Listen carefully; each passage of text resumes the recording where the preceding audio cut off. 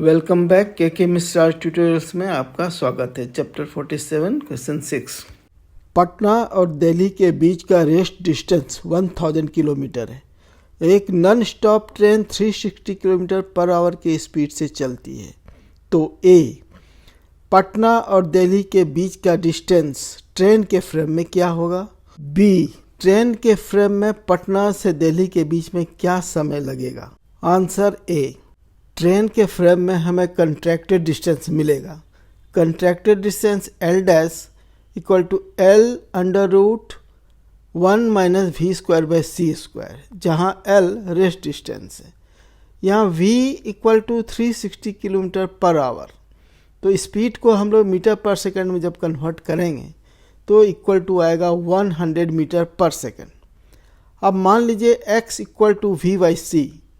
v हमारा है 100 metre per second और c जो स्पीड ऑफ लाइट है वह 3 इंटू 10⁸ मीटर पर सेकेंड। इसको जब हम लोग निकालते हैं तो x का वैल्यू आता है 3.3333 इंटू 10⁻⁻7। चूँकि x 1 से बहुत ही छोटा है तो 1 plus x to the power n के बाइनोमियल एक्सप्रेशन में जब इसका हम एक्सपेंशन करेंगे तो x का हायर पावर छोड़ सकते हैं। इस प्रकार अंडर रूट 1 प्लस एक्स को binomial expression 1 plus x whole to the power half के रूप में लिख सकते हैं। और इसको जब हम एक्सपेंड करेंगे तो हायर पावर को इग्नोर करने पर हमें इसका एक्सपेंशन मिलेगा 1 प्लस हाफ एक्स, अर्थात 1 प्लस एक्स बाई 2।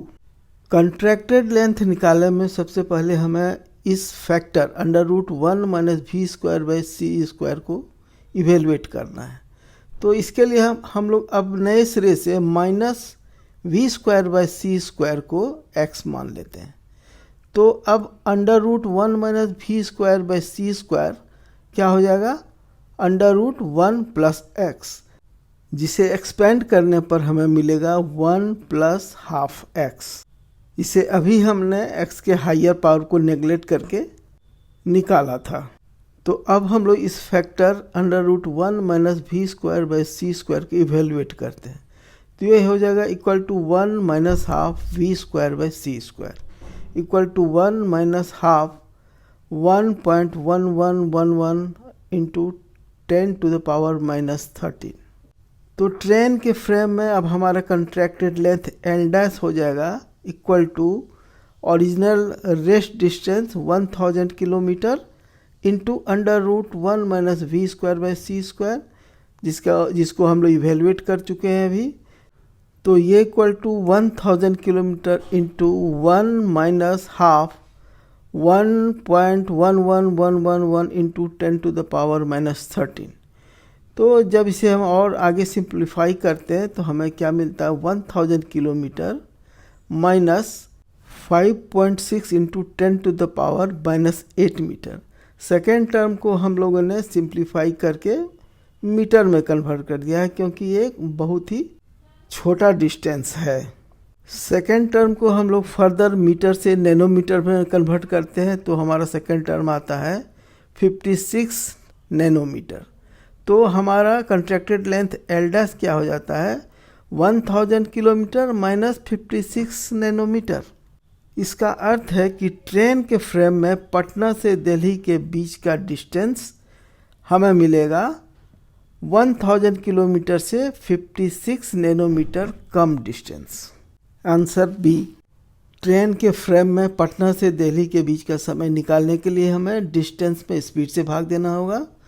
तो ये time t equal to L dash by v, क्योंकि ट्रेन के फ्रेम में डिस्टेंस है L डैश, तो equal to 10⁻6 metre minus 56 nanometre divided by 100 metre per second. यहाँ 10⁻6 मीटर 1000 किलोमीटर को मीटर में कन्वर्ट करने पर आया है।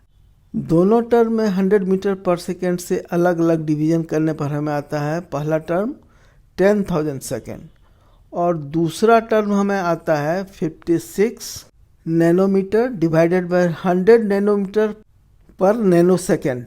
100 मीटर पर सेकेंड को 100 नैनोमीटर पर नैनो सेकेंड भी लिख सकते हैं हम लोग। अब फर्स्ट टर्म 10,000 सेकेंड को 60 से डिवाइड करके मिनट में कन्वर्ट करते हैं, जो आता है 500/3 मिनट, और सेकेंड टर्म हमारा निकलता है 0.56 नैनो सेकेंड। तो हमारा आंसर आता है t = 0.56 nano second less than 500/3 minutes. Video solution देखने के लिए धन्यवाद।